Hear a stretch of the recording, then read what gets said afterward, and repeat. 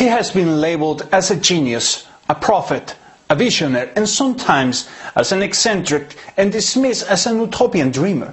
But in the end, no matter what they say, he's Jacque Fresco, the creator and the mind behind the Venus Project, a monumental work of several fields of knowledge that unify the concept of a new future for the human civilization. Fresco's entire life is perhaps the definition of a second chance, a new opportunity for social progress in harmony with our planet and technology. Mr. Fresco, thank you for being with us today. Thanks for the privilege. Can you give us a brief description of what is the Venus Project? The Venus Project is an attempt to bring world peace and all the nations together. If you don't want war, killing, most crimes, you have to redesign the way society works. You have to declare all the Earth's resources as the common heritage of all the world's people. Then we have to remove the money system, which is basically corrupt.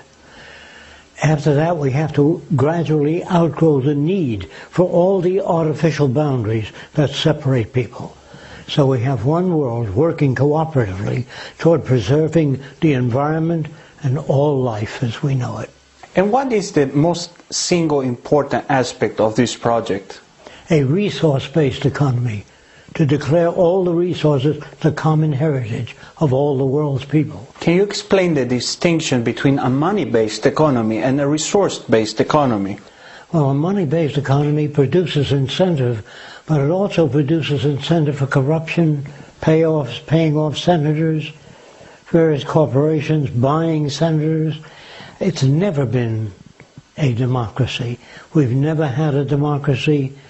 No nation's ever had it. If you don't have equal purchasing power, you can't have a democracy. How does the Venus Project compare with communism? Communism uses money. It has social stratification. It has banks. It has armies and navies, prisons and police. We don't have any of those. And how do you feel about the term democracy? Democracy is a con game. It's a word invented to placate people, to make them accept a given institution.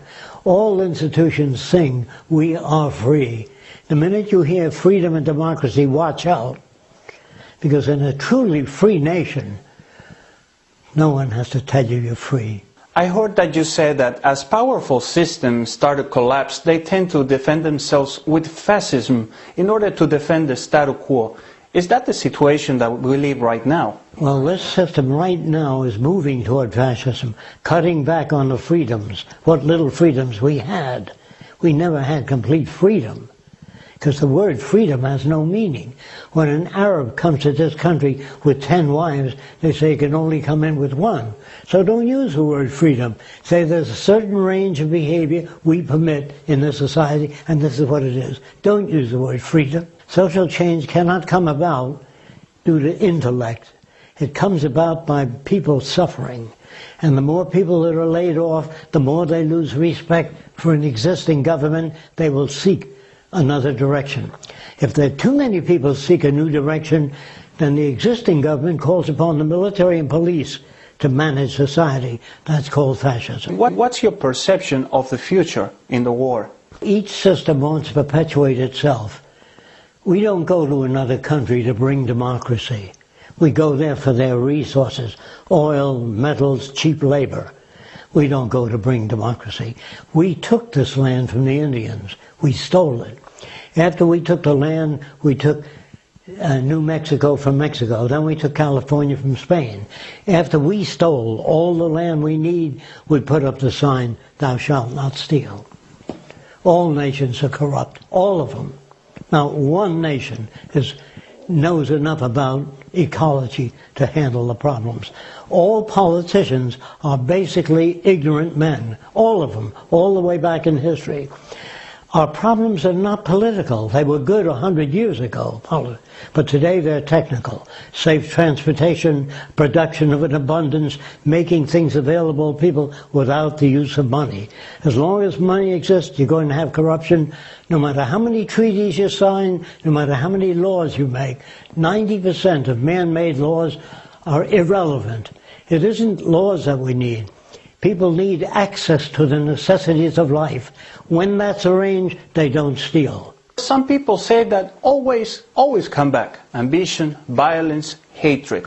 What do you think about that? There's no such thing as human nature. Otherwise, we'd still be living in caves if human nature couldn't be changed. It's learned. When your mother says you're a Lutheran, you don't play with that little Catholic boy. So the parents indoctrinate their children. In the future, parents will be educated in how to raise children. The separation of nations is dangerous, wrong, and the failure of nations to work together. That's what war is.